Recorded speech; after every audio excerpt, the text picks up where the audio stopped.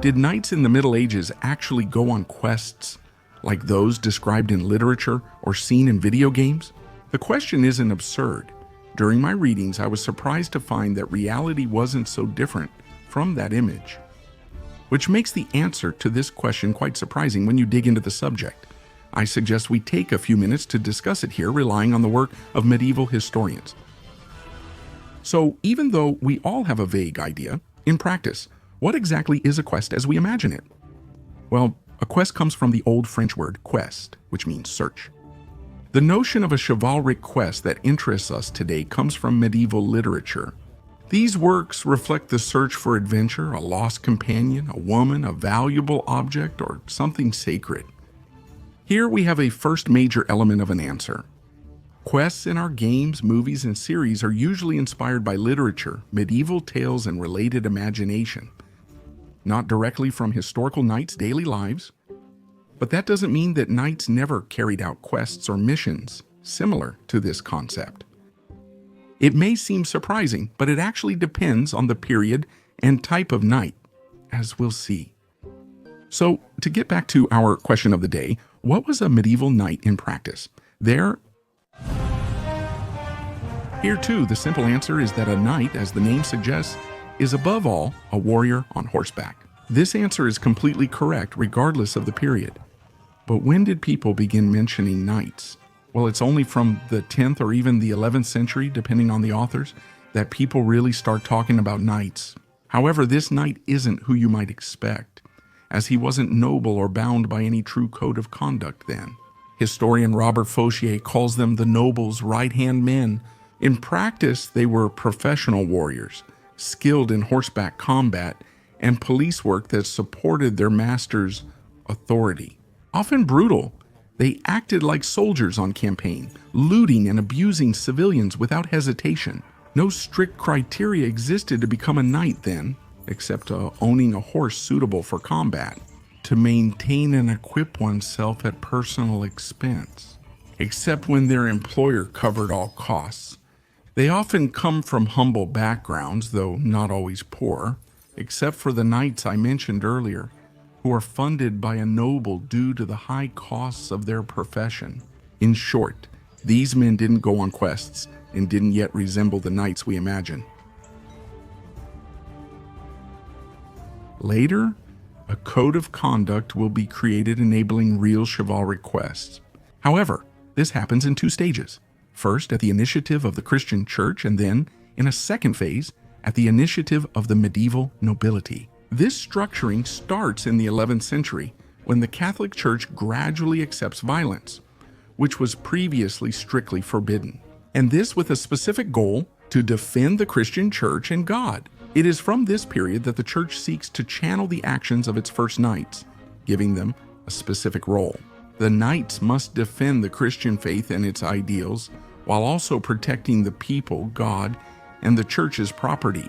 These elements thus theoretically imply, at least, an inherent mission for the knight within society, as well as the respect for a certain number of values, and therefore, an ethics. The Church actually struggled at first to enforce all this. But this redefinition of what a knight should be and his missions has the effect of exalting the knight's status. He is no longer just a soldier, but now defends a cause. But during the course of the 12th century, things changed when the nobility took over knighthood, perhaps paving the way for knights to go on quests. So what was it like at that time? As I mentioned earlier, until then, a knight was not necessarily a nobleman and was essentially a mounted warrior whose martial skills people tried to channel in a positive way. But how does the nobility taking over this role play a part? Well, it's decisive, since the nobility of the time was made up of an educated population to whom a number of values were instilled, especially prud'homy, which is a concept involving honesty, morality, integrity, and respectability. Gradually, within Western Europe at the time, and with a few exceptions, it became mandatory to be of noble descent in order to become a knight. That's when the role of knights in society becomes structured and codified. While the previous phase was more like a pious wish of the Church, it is now the political elite in Western Europe who impose norms upon themselves. This phenomenon of the nobility appropriating knighthood is taking place, in fact, in a context where the balance between the nobility, clerical power, and central authority is evolving, pushing each to reevaluate their role in society. And it is these changes that allow us to understand whether or not knights went on quests. The answer is the rise in the 12th century of medieval literature translated into the vernacular, making it accessible to a broad audience. It's the spread of the magnificent text, recounting the legends of King Arthur and his entourage. Songs and deeds like the Song of Roland and poems on courtly love. Highlighting examples of knights for the benefit of various virtues, but always idealized and exemplary, which help encourage nobles to take inspiration, if not to imitate these characters.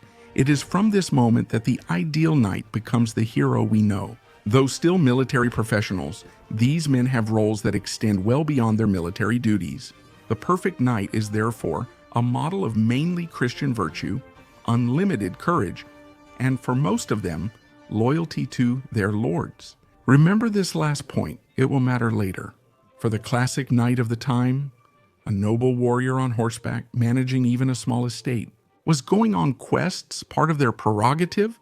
In theory, no. Not as medieval literature saw it. In practice, that's different. If we set aside wandering knights, which we'll discuss later, knights were vassals. They served a liege lord, essentially a higher-ranking noble, toward whom they therefore had many duties.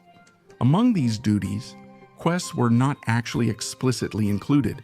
However, in practice, this doesn't dismiss the idea, as their schedule was actually quite full. Their main role centered on military duties, requiring training and equipment, but also various mandatory mobilizations, whether as part of military campaigns, police missions, or administrative assignments, such as, for example, collecting taxes for their liege lord, as well as protecting the liege lord or his relatives during travels.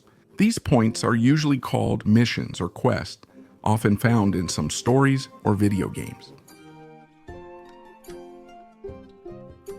To this are added many civil tasks, mainly focused on managing their land.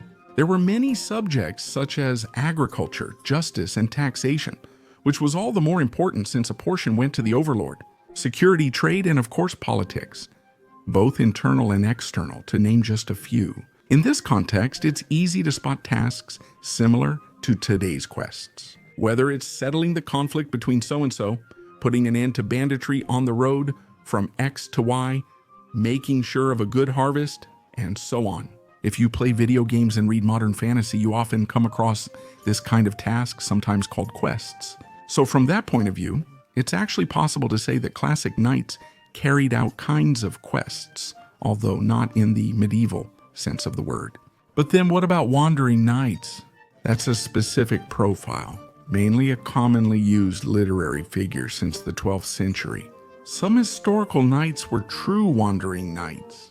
That is to say, knights traveling the world in search of feats to accomplish or wrongs to right, especially when serving a lady or a good cause.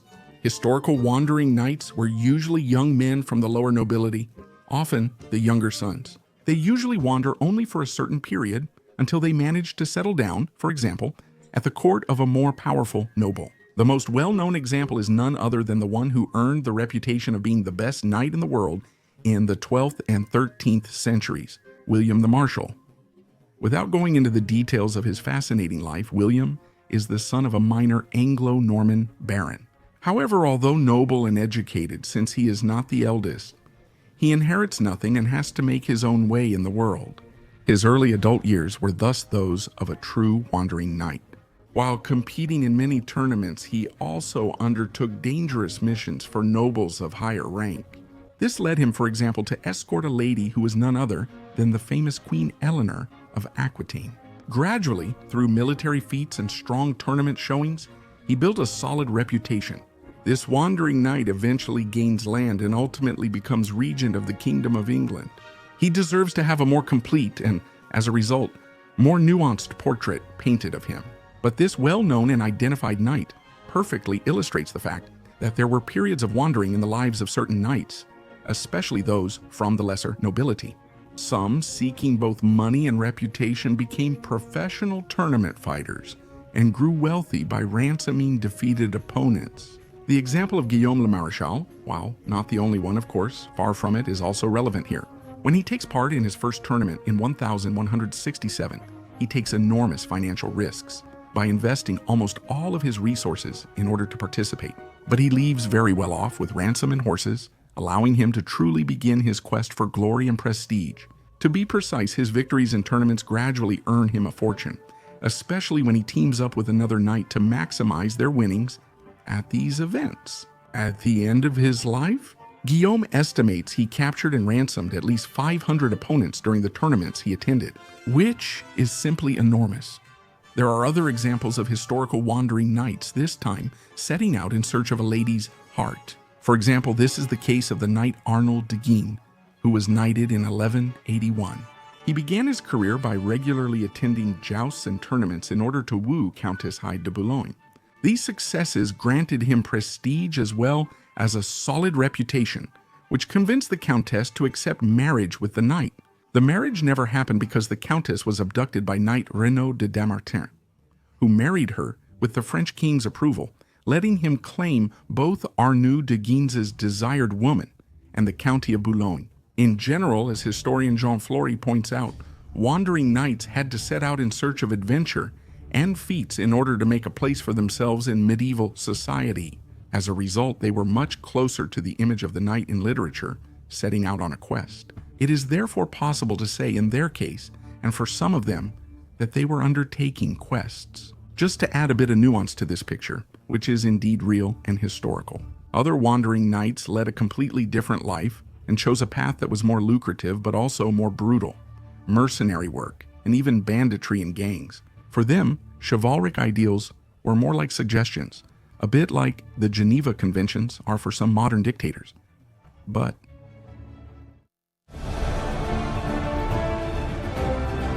can we really say medieval knights went on quests? Well, as we've seen from a purist point of view, the role of historical knights within medieval societies means that most of them simply had more pressing matters to deal with than going off on quests, at least in the literary sense of the term, with the exception of certain wandering knights whose way of life still resembled the characters from medieval literature. That being said, it remains true that overall, knights regularly carried out tasks and missions. In fact, these resembled the quests as we understand them today, whether in fantasy literature or video games. Now,